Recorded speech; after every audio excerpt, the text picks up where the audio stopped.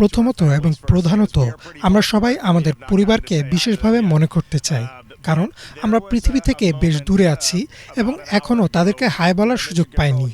তবে প্রায় ঘণ্টাখানেক আগে একটি মুহূর্ত এসেছিল যখন পৃথিবীর আড়ালে সূর্য অস্ত যাচ্ছিল।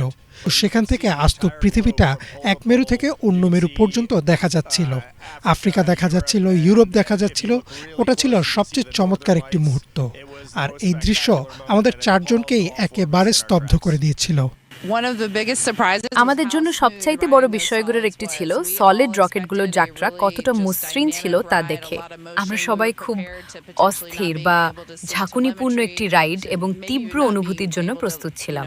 যখন ওগুলো আলাদা হয়ে গেল এবং আমরা শুধু মেইন ইঞ্জিনের উপর ভর করে চলছিলাম, তখন একটা স্পষ্ট পার্থক্য বোঝা যাচ্ছিল।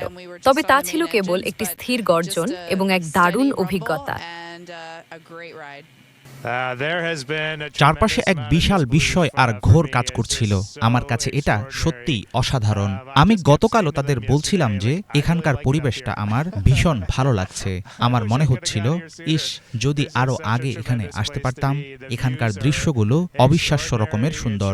চারদিকে এভাবে ভেসে বেড়ানোটা ঠিক ছোট বাচ্চাদের মতোই আনন্দ দিচ্ছে।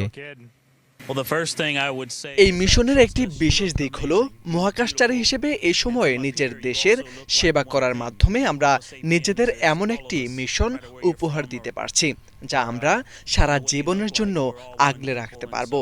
আমরা বলতে পারবো যে দেখুন আমরা কি অর্জন করেছি। এটি আমাদের ঐক্যবদ্ধ করেছে এবং আমাদের দেখিয়ে দিয়েছে যে আমরা কি করতে পারি।